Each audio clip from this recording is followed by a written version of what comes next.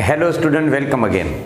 अच्छा बाबा, आज हम जा रहे हैं न्यूक्लियर रिएक्टर पे, क्योंकि न्यूक्लियर फिशन या जो कोई न्यूक्लियर फ्यूजन रिएक्शंस आपके होते हैं इसके जो मेन इस्तेमाल है, मतलब एप्लीकेशन के हिसाब से अगर बात करें तो क्या करें, ठीक है। तो है न्यूक्लियर रिएक्टर।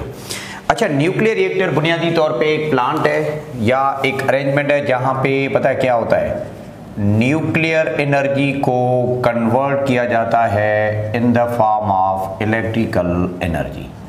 तो बड़ी सादी सी डेफिनेशन है, बड़ा सादा सा कॉन्सेप्ट है। न्यूक्लियर एनर्जी को हम इलेक्ट्रिकल एनर्जी में यहाँ पे कन्वर्ट करते हैं और इसमें जो रिएक्शन इस्तेमाल किया जाता है इट कैरीज, ये जो रिएक्शन यहाँ पे लेते हैं ना, वो आप सिंपली कह सकते हैं न्यूक्लियर फिशन प्रोसेस।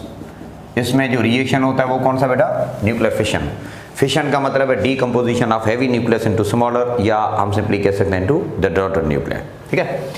अच्छा, अब ये कन्वर्जन होती कैसे है आपके सिलेबस में नहीं है इतना, पर ये है कि भाई इसके जो मेन अरेंजमेंट या जो मेन सेक्शंस है ना, वो हम डिस्कस कर लेते हैं। जिसमें सबसे पहले आपका आता है पहला नंबर सेशन, जो कि हम कहते हैं न्यूक्लियर फ्यूल। मतलब जो फ्यूल आप इस्तेमाल करते हो कौन सा। देखिए, जब हम एनर्जी की बात करते हैं, एनर्जी ऑब्टेन की बात करते हैं, तो जाहिर सी बात है हमारे यहाँ कोई ना कोई न्यूक्लियर फ्यूल होता है या कोई ना कोई इनपुट आपका होता है, रॉ मटेरियल जिसको कहते हैं। तो यहाँ पे जो न्यूक्लियर फ्यूल है वो एज ए रॉ मटेरियल इस्तेमाल जो किया जाता है वो होता है यूरेनियम का आइसोटोप और यूरेनियम का स्टैंडर्ड 235। यह आइसोटोप आमतौर पे हम इस्तेमाल करते हैं एज अ रॉ मटेरियल, क्योंकि मोस्टली ये वो मटेरियल है जो कि अवेलेबल भी होता है, अवेलेबिलिटी का इशू नहीं, and easy to go through fission process is well. फिर हम क्या करते हैं, न्यूट्रॉन की बम्बार्डमेंट करते हैं तो बेरियम क्रिप्टॉन बनते हैं along with production of 3 neutron. तो ये कि रॉ मटेरियल जो हम आमतौर पे यहाँ पे इस्तेमाल करते हैं that is all about we can say the uranium, ठीक बेटा। अच्छा, तो सेशन ये कैसे इस्तेमाल किया जाता है आपके सिलेबस में नहीं है, पर थोड़ा सा हमने इसके बारे में बात कर। अच्छा, जो दूसरा यहाँ पे होता है, जो दूसरा पोर्शन यहाँ पे होता है उसको हम बोलते हैं मॉडरेटर। मॉडरेटर का बुनियादी काम क्या है बाबा? मॉडरेटर का बुनियादी मतलब होता है कि रिएक्शन को कंट्रोल करना या प्रोसेस को कंट्रोल करना। और वो प्रोसेस को कंट्रोल हम कैसे करते हैं, एब्जॉर्प्शन ऑफ न्यूट्रॉन। तो हम सिंपली कह सकते हैं कि फिशन प्रोसेस में आपने देखा कि न्यूट्रॉन पैदा होते हैं ना, किसी तरह से आपने उनको एब्जॉर्ब करना है, उनको साइड पे कर लेना है, तो वो रिएक्शन या वो जो प्रोसेस है खुद ही रुक जाता है। तो एब्जॉर्प्शन ऑफ प्रोटॉन, अपना जो न्यूली बॉर्न न्यूट्रॉन्स हैं उनकी ये जो हम करते हैं उनका जो प्रोसेस है या उनको न्यूट्रॉन को एब्जॉर्ब करने के लिए करते हैं, ये सेशन जो है ना, ये बुनियादी तौर पे कहलाता है कौन सा, मॉडरेटर। तो मॉडरेटर सेक्शन में हम सिंपली क्या करते हैं, न्यूली बॉर्न न्यूट्रॉन को एब्जॉर्ब करा के रिएक्शन को हम सिंपली कह सकते हैं कि कंट्रोल कर सकते हैं। अच्छा, मॉडरेटर में कौन सा एलिमेंट आमतौर पे इस्तेमाल किया जाता है? आमतौर पे आप इसमें सॉफ्ट वाटर भी यूज कर सकते हो या आप हार्ड वाटर भी यूज करते हो। अच्छा, सॉफ्ट वाटर जो है ना वो लाइटर है। आमतौर पे आप ऐसे भी कह सकते हो कि भाई सॉफ्ट वाटर आपका जो प्रोसेस है या सॉफ्ट वाटर जो होते हैं ना, they are having low mass number. और आप सिंपली कह सकते हैं कि इनका जो पावर है, मतलब स्लो करना, एब्जॉर्ब करना, न्यूट्रॉन को एब्जॉर्ब करना, इनका बड़ा हाई होता है।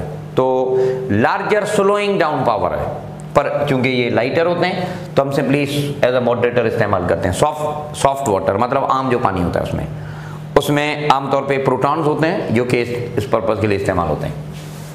अच्छा, this can also be done by means of hard water. अगर आप चाहें तो हार्ड वाटर भी इस्तेमाल किए जा सकते हैं, ठीक है ना।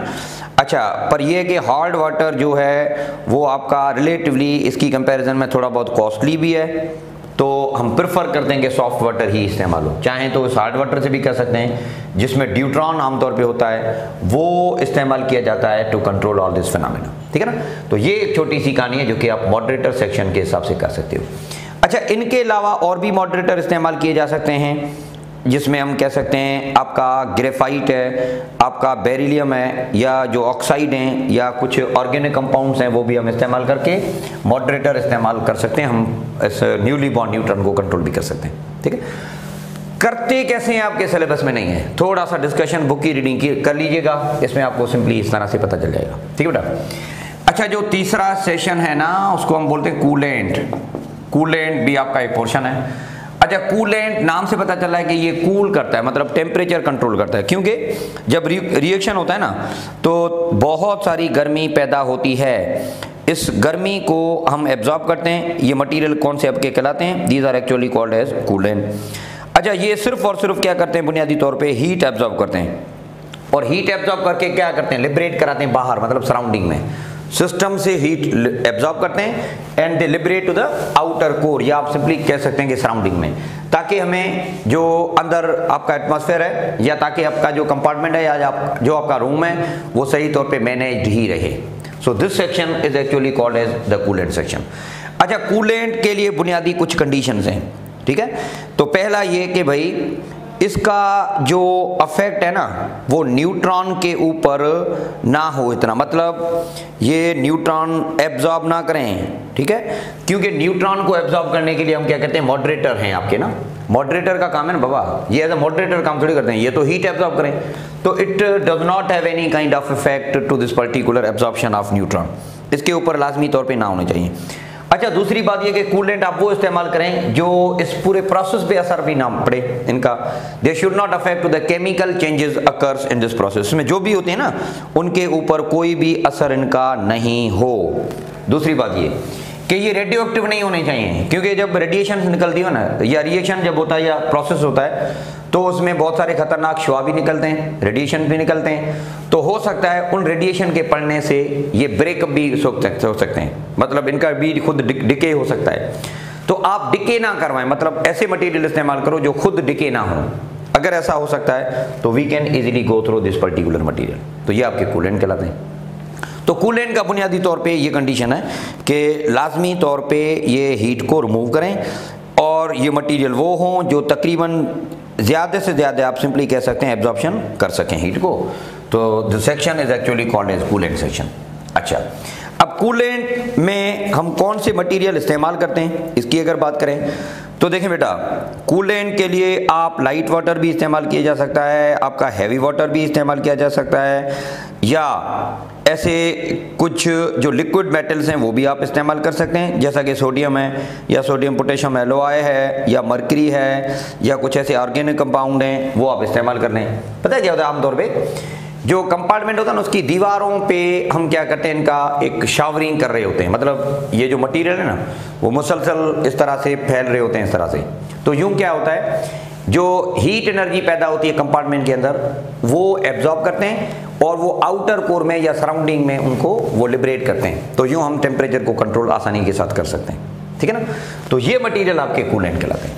ओके, जो चौथा वाला मटेरियल आपका है, क्योंकि आपने क्या करना है बुनियादी तौर पे ये सारी चीजें इस तरह से रोकनी या कंट्रोल भी करनी कंपार्टमेंट के अंदर, ये आपका कहलाता है कंट्रोल मटेरियल। कंट्रोल मटेरियल चौथा नंबर जो आपका सेशन है, this one is actually called as control material. अच्छा, अब इसमें कंट्रोल मटेरियल हम कहाँ पे या किस तरह से इस्तेमाल करते हैं?